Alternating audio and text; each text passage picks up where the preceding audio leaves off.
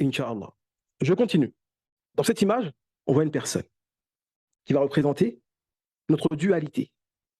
Nous, êtres humains, faisons partie de la partie visible de cet univers. Mais nous avons une partie que nous ne voyons pas. Donc, nous jouissons d'une dualité. Très bien. Quelle est la partie de l'humain que nous ne voyons pas?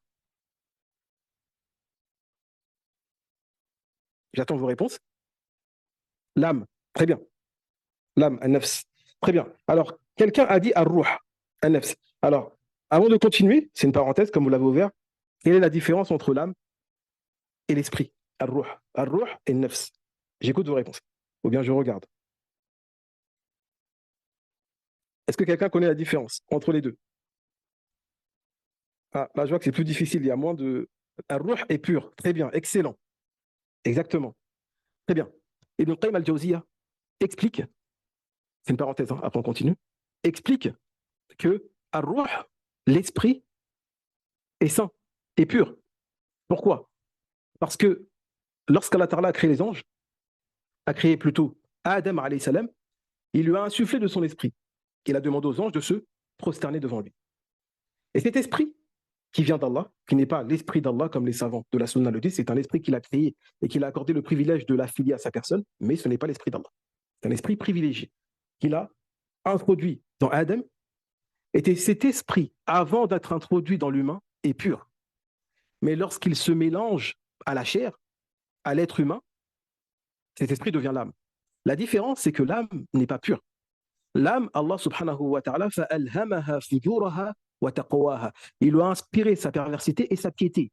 L'âme a ce penchant d'aller vers le mal, contrairement à l'esprit. Très bien. Nous parlons maintenant de l'âme. Donc, nous jouissons d'une dualité. En nous, il y a le corps physique et l'âme. Très bien. Quelle est la partie la plus importante? Visible ou invisible? Ah, je vois que Omar Abdillah avait donné la réponse, machallah. La partie invisible. Très bien. Pourquoi? À chaque fois que vous dites, vous donnez une réponse, sachez que je vous demanderai derrière pourquoi. Alors pourquoi la partie invisible est plus importante? Parce qu'Allah voit. Non, car il faut la réformer. Presque. Une autre réponse? Jihad de nafs, intérieur, car il faut la maîtriser. Très bien, je donne la réponse. Parce que le Très-Haut a attaché notre salut, comme l'évoque Ibn Qudama dans Mukhtasar Minhaj al-Qasidin, à la partie cachée. Il a dit a certes réussi, a certes atteint le salut, celui qui la purifie. Donc le salut s'obtient par la purification de l'âme. Donc notre salut est relié à ceux que nous ne voyons pas. Donc nous voyons que dans l'invisible, il y a des choses bien plus importantes. Mais dans cette société matérielle, nous sommes portés sur ce qui est visible. Et ce qui est visible ne mène pas au salut. Ce qui va nous mener au salut, c'est plutôt ce que nous ne voyons pas. Très bien.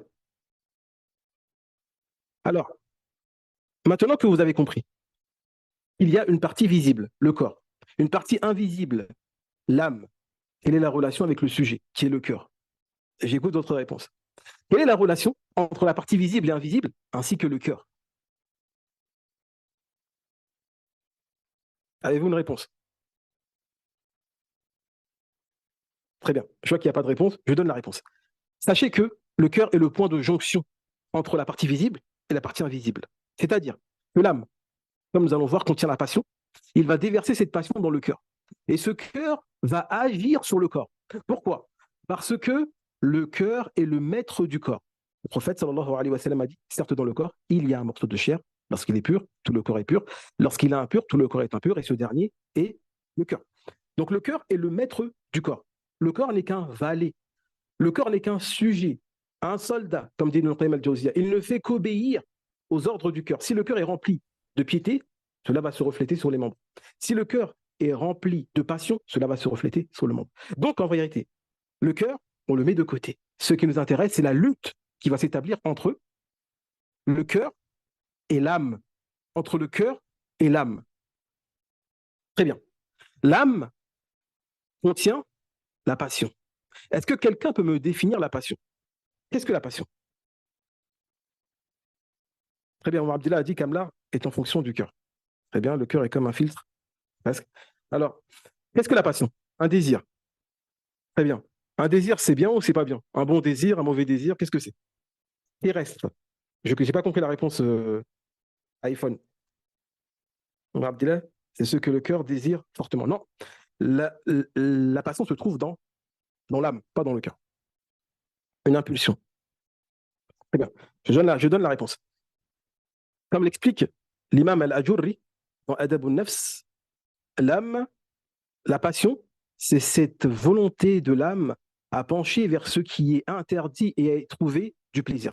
L'âme a ce penchant mauvais vers ce qui est interdit et qui lui procure du plaisir. C'est ce qu'on appelle la passion. Il y a certes une bonne passion, celle-là ne nous intéresse pas dans notre sujet aujourd'hui, nous parlons de la mauvaise, celle qu'il faut combattre.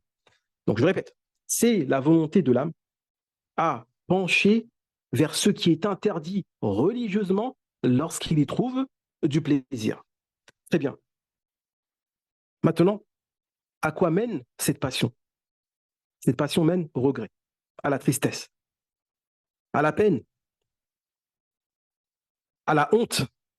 Pourquoi? Comme l'explique Ibn Qayyim al-Jawziyya, celui qui s'incline vers cette passion qui se trouve dans l'âme, cette passion va le mener à ce qui est répugnant, à ce qui est sale, à ce qui souille la personne, à ce qui salit la personne.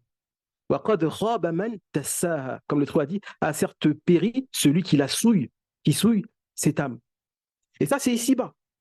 Dans l'au-delà, comme l'a évoqué Ibn Qayyim al-Jawziyya, c'est une porte vers l'enfer. L'une des trois portes vers l'enfer, c'est l'âme.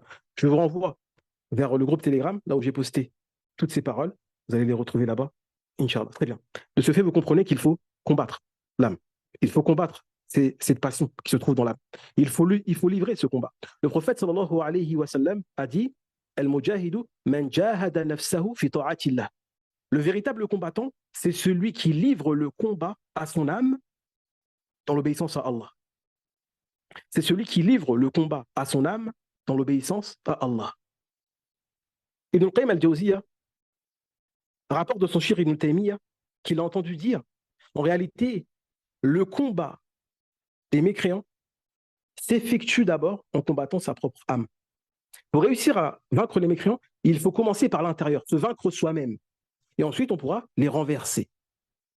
Très bien. L'imam al-Ajurri aussi a parlé de ce combat concernant l'âme. La notion m'échappe, Inch'Allah, et j'y reviendrai bi'iznillah. En tout cas, le plus important, c'est de se rappeler qu'il faut réellement livrer ce combat avec l'âme. Celui qui se laisse aller à l'âme, celui qui s'incline vers l'âme, c'est ce que nous avons dit, cela mène à la tristesse. Cela mène à la perte. Très bien. Nous continuons, Inch'Allah. Maintenant, nous passons à la partie la plus intéressante et la plus importante